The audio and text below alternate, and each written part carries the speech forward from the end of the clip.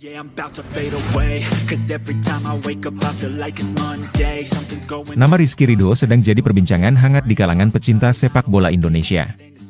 Bek tengah andalan timnas Indonesia ini kabarnya masuk radar klub Italia Como, yang dimiliki oleh pengusaha Indonesia. Informasi ini pertama kali dilaporkan oleh media Goal Post Asia.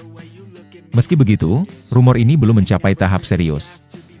Saat ini, Ridho masih fokus bermain untuk klubnya, Persija Jakarta di Liga 1. Selain Como, nama Ridho juga pernah dikaitkan dengan beberapa klub Jepang. Namun, Goal Post Asia menyebutkan bahwa ada tawaran lain dari klub kasta kedua Liga Korea Selatan Gimpo FC. Klub ini sempat berusaha memenuhi permintaan gaji Ridho. Sayangnya, negosiasi dengan Gimpo FC akhirnya kandas karena kedua belah pihak tidak mencapai kata sepakat.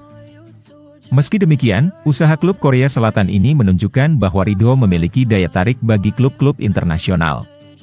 Gimpo FC sangat serius ingin mendatangkan Ridho sebagai pengisi lini pertahanan mereka, tulis Goal Post Asia. Klub tersebut bahkan memasuki tahap negosiasi lanjutan. Namun, faktor gaji menjadi penghalang utama, sehingga kesepakatan tidak tercapai. Situasi ini tidak membuat Ridho kehilangan fokus. Ia tetap menunjukkan performa terbaiknya bersama Persija Jakarta dan terus dipercaya bermain penuh sebagai bek tengah oleh pelatih Sintayong. Kabar soal ketertarikan Como dan Gimpo FC hanya menegaskan potensi besar Ridho sebagai pemain muda berbakat. Meski saat ini transfer belum terjadi, karir internasional Ridho tampaknya hanya tinggal menunggu waktu. Dengan kerja keras dan konsistensi, bukan tidak mungkin ia akan menyusul Jay Itzes berkarir di Liga Italia, atau bahkan menjajal kompetisi lainnya di Asia.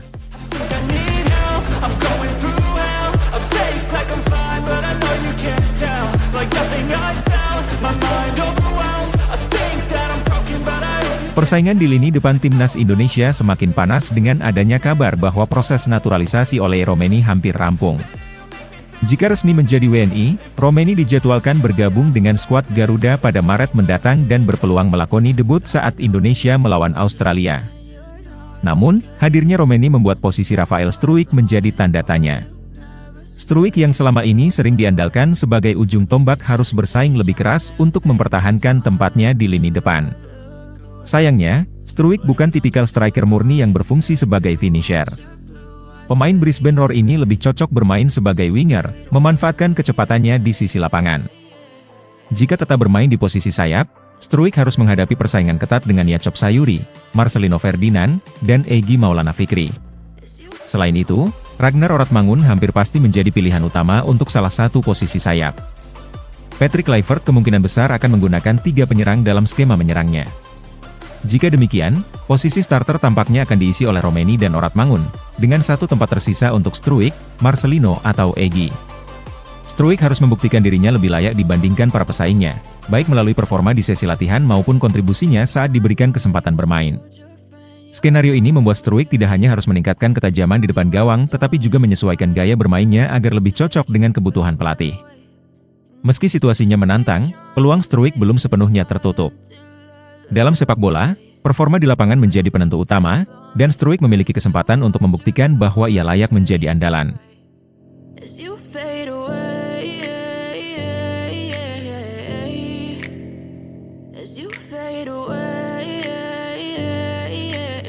Menteri Pemuda dan Olahraga Dito Aryo Tejo menegaskan bahwa Michael Baker tidak masuk dalam daftar pemain yang akan dinaturalisasi untuk timnas Indonesia. Bek kiri Lille yang saat ini dipinjam dari Atalanta itu sempat dikabarkan memiliki darah Indonesia dari kakeknya yang berasal dari Maluku. Namun, Menpora dengan tegas membantah rumor tersebut. Pernyataan ini langsung membantah spekulasi yang beredar di kalangan penggemar sepak bola Indonesia. Sebelumnya, Menpora memang sempat mengungkapkan bahwa PSSI sedang memproses naturalisasi 3 pemain untuk memperkuat timnas Indonesia. Dari ketiga nama tersebut, 2 sudah diumumkan secara resmi yaitu oleh Romeni dan Jairo Ridwal. Sementara itu, 1 nama lagi masih dirahasiakan identitasnya. Saat ditanya oleh wartawan mengenai kemungkinan Michael Baker sebagai pemain ketiga yang akan dinaturalisasi, Menpora hanya memberikan sedikit petunjuk dengan nada misterius. Proses naturalisasi untuk Romeni dan Ridwal saat ini masih berjalan. Menpora menyebut dirinya belum menerima berkas resmi dari PSSI terkait naturalisasi Romeni. Meski demikian, PSSI telah melengkapi semua dokumen yang diperlukan untuk perpindahan kewarganegaraan kedua pemain tersebut. Hal ini menunjukkan bahwa tinggal menunggu waktu saja sebelum keduanya resmi menjadi warga negara Indonesia dan bisa memperkuat timnas. Lebih lanjut, Dito menegaskan bahwa pemerintah mendukung penuh percepatan proses naturalisasi ini agar kedua pemain bisa segera bergabung dengan timnas Indonesia. Apalagi, timnas akan menghadapi putaran ketiga kualifikasi Piala Dunia 2026 zona Asia yang dimulai pada Maret 2025. Dengan tambahan pemain berkualitas seperti Romeni dan Ridwal, diharapkan timnas bisa bersaing lebih baik dan semakin dekat dengan impian lolos ke Piala Dunia.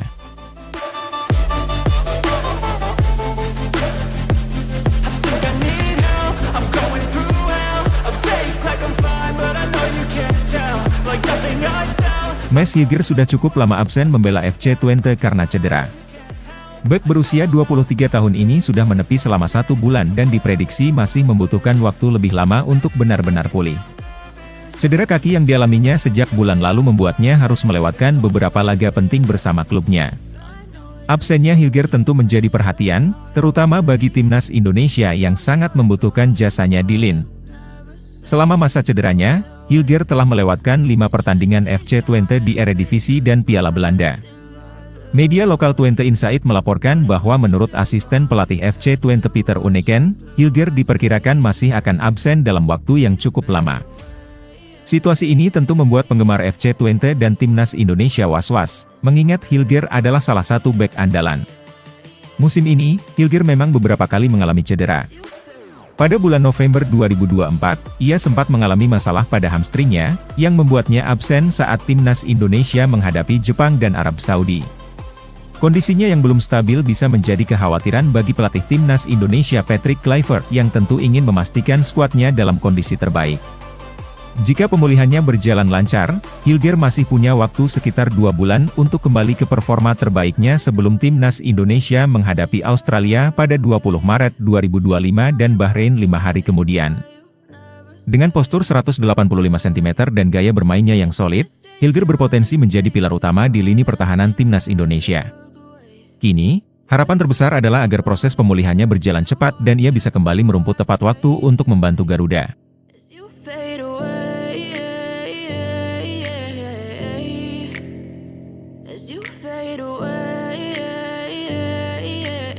Kelvin Verdonk merasakan perbedaan besar dalam perlakuan yang ia terima di Belanda dan Indonesia. Dalam wawancara dengan media Belanda Football International, pemain NEC Nijmegen ini mengungkapkan rasa penasarannya terhadap reaksi para penggemar setelah ia tampil di lapangan.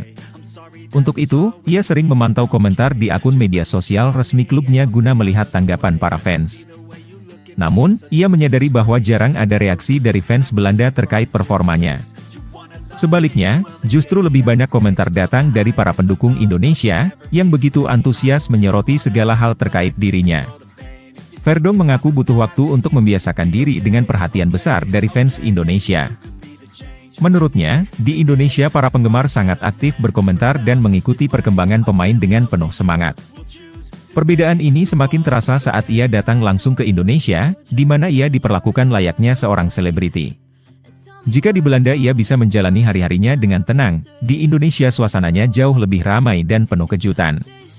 Saat berada di Belanda, Verdonk masih bisa berbelanja atau berjalan-jalan tanpa banyak gangguan. Namun, ketika ia menginjakan kaki di Indonesia, situasinya berubah drastis. Banyak fans yang mengenali dirinya, meminta foto, tanda tangan, bahkan mengajaknya mengobrol. Ia sempat terkejut dengan sambutan yang begitu hangat, tetapi lambat laun mulai memahami bahwa dukungan besar ini merupakan bagian dari budaya sepak bola Indonesia. Salah satu pengalaman unik yang ia alami terjadi ketika ia berjalan dari hotel ke pusat perbelanjaan. Tanpa disangka, banyak orang yang mengenalinya dan langsung mengerumuninya. Baginya, ini adalah pengalaman baru yang tak akan ia lupakan, sekaligus bukti betapa besarnya kecintaan masyarakat Indonesia terhadap sepak bola dan para pemainnya.